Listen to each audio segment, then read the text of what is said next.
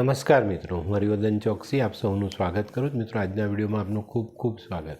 મિત્રો, રોજની જેમ આજે પણ જોઈએ આપણે આજનું દૈનિક રાશિફળ। તે પહેલાં જોઈએ આજનું પંચાંગ વિક્રમ સંવત 2080 ઈસવીસન 2024 ફાગણ વદ બીજ બુધવાર તારીખ 27/3/2024। આજના સૂર્યોદયનો સમય સવારે 6:39 અને સૂર્યાસ્તનો સમય સાંજે 6:51। આજની ચંદ્ર રાશિ છે તુલા અને આજનું નક્ષત્ર છે ચિત્રા। તો મિત્રો, આજે જેમનો જન્મદિવસ છે એ લોકોને અમારા તરફથી ખૂબ ખૂબ શુભકામના। મિત્રો, જીવનમાં સ્ત્રીનું સન્માન, ઘણું બધું સન્માન તમને અપાવી જાય।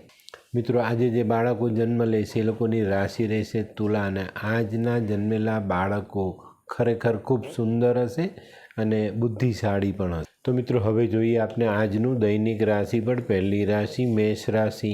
મેષ રાશિવાળા માટે આજે કોઈ સામાજિક કાર્યમાં ઘણા દિવસથી વિલંબ થતો હતો, એમાં જે સારી સફળતા મળે, એનો ઉકેલ આવે। અને મિત્રો, આજે અગત્યના કામનો ઉકેલ આવવાથી મોટી રાહત મળે ને જીવનમાં આનંદનો ઉમેરો થાય। આજે કોઈક મહત્વના નિર્ણય લેવાનો હોય ને તો તે પણ લઈ શકાય। વૃષભ રાશિવાળા માટે આજે મિત્રો તરફથી લાભ મળતો દેખાય છે। આજે કોઈક એવું કામ હોય જેમાં આપણે કોઈના સાથ સહકારની જરૂર પડે અને આજે આપણા નજીકના મિત્રો આપણે સંપૂર્ણ સાથ આપે અને એમાંથી આપણે સારી સફળતા મેળવી શકીએ। આજે મિત્રો, સરકારી ખાતામાં લેવડ દેવડમાં ધ્યાન અવશ્ય રાખવું। મિથુન રાશિવાળા માટે આજે નોકરી અંગેના કામમાં ક્યાંક ને ક્યાંક નાની મોટી તકલીફ આવતી દેખાય છે, પણ મિત્રો ડરતા નહીં। આજે આકસ્મિક સફળતાનો દિવસ અને ચોક્કસ કુદરતી સફળતા આપણને મળી જ જાય અને આકસ્મિક રીતે આજે આવેલી મુશ્કેલીમાંથી આપણે ઉગરી જઈએ। આજે સંતાનોનો સહકાર મહત્વનો સાબિત થાય। કર્ક રાશિવાળા માટે આજે વેપારમાં પ્રગતિનો દિવસ છે। આજે જમીન મકાન વાહન અંગેના કામોમાં સરળતા આવે। આજે આખો દિવસ કામમાં વ્યસ્ત રહેવું પડે। સિંહ રાશિવાળા માટે પણ આજે આર્થિક બાબતોમાં સારી સફળતા મળે। દેશ પરદેશથી જોડાયેલા કામોમાં સરળતા આવે અને ત્યાંથી ખૂબ સારા સમાચાર આવે। કોઈક કામ એવું નક્કી થઈ જાય કે જે આપણા માટે કાયમી આવક અપાવનારું રહે। કન્યા રાશિવાળા માટે આજે સંભાળીને સાચવીને ચાલવાનો દિવસ। આજે કંઈક નવું કામ કરવાની ઉતાવળમાં કામ તો શરૂ કરી દે, પણ એમાં મળેલી નિષ્ફળતાને કારણે આજે દિવસની શરૂઆત આપની બગડતી દેખાય છે। સુસ્તી ભરાઈ જાય, બેચેનીનો અનુભવ થાય અને તબિયતની અસ્વસ્થતાને કારણે આજે કામ કરવાનું મન ન થાય। હોય લગ્ન મિલાપમાં વિઘ્ન કે પછી હોય બાળકને લગતી સમસ્યા, હોય શરીરમાં કોઈ ગંભીર બીમારી કે પછી હોય દાંપત્ય જીવનની સમસ્યા અથવા તો છે નોકરીની સમસ્યા, આ તમામ સમસ્યાના ઉકેલ માટે જોતા રહો લાલ કિતાબ।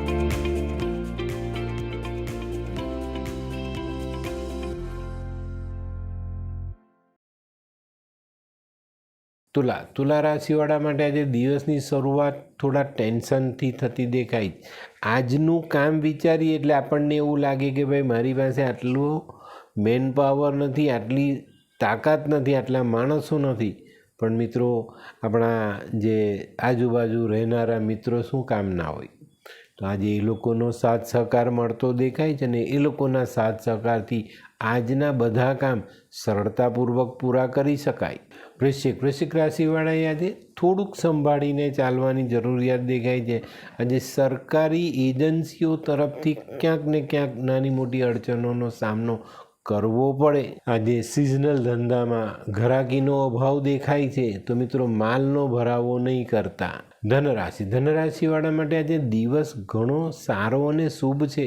આજે કોઈ મિલકતનો સોદો તમે કરી શકો છો, મિલકત લઈ શકો છો, વેચી શકો છો અને તેમાં સારો લાભ તમે કમાઈ શકો છો। આજે છે ને તમારી પોતાની બુદ્ધિ, અનુભવ, આવડત આ બધી વસ્તુઓને કામે લગાડશો ને તો આજે ખૂબ મહત્ત્વનું કામ સરળતાથી થઈ જાય।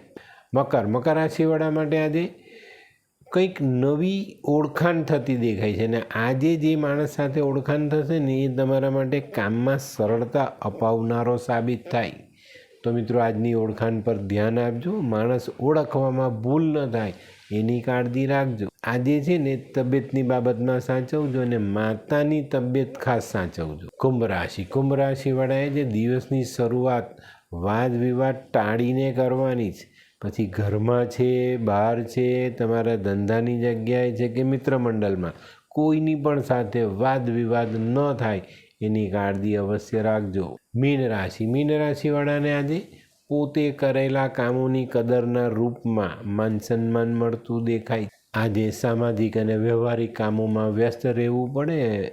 વ્યાપારિક કામોમાં સાવધાની રાખીને ચાલવું આપણા માટે હિતાવહ કહેવાય. તો મિત્રો આ તો તમારા માટે આજના દિવસનું રાશિ. પણ હવે જોઈએ આપણે આજનો શું વિચાર. મિત્રો આપણા ઘરમાં જાહેરમાં જે પ્રેમ કરે ને તે આપણી માં, અને ખાનગીમાં અનહદ, જેની હદ નથી એવો પ્રેમ કરે તે આપણો પિતા. તો મિત્રો હવે સમય થયો છે આજની વૈદ્યકીય સલાહ. મિત્રો કમળો થાય ને, કમળો તો 10 ગ્રામ હળદર 40 ગ્રામ દહીંમાં ભેળવીને ખાવાથી કમળામાં રાહત થાય. તો મિત્રો આજનો ઉપાય આજના દિવસમાં બનેલી સારી ઘટના આપણે યાદ રહે ને એવી પરિસ્થિતિમાં એને સ્ટોર કરી લેવાની. સારું છે ને કે કેમેરો આવ્યો, નહીં તો ઘણા બધા લોકો આપણી યાદમાં જ રહી ગયા હોતે, પણ કેમેરો છે એટલે ફોટો આપણે જોઈ શકીએ છીએ. તો સારી યાદોને હંમેશા યાદ રાખવા માટે આવી પળોને કેમેરામાં ઝડપવી જોઈએ, અને તો આપણે એવા રૂપમાં એને સ્થિર કરવી જોઈએ કે જે આપણે યાદ તાજી કરાવી શકે. તો મિત્રો આજનો વિડીયો ગમ્યો તો લાઈક કરો, શેર કરો, યુટ્યુબ જોનારા શેર કરે અને સબસ્ક્રાઈબ કરે. હું હરિવર્ધન ચોકસી આપ સૌની રજાનો. ફરી મળીએ નવા વિડીયોમાં નવી જાણકારી સાથે. તો ચાલો બદલીએ જિંદગી. નમસ્તે મિત્રો.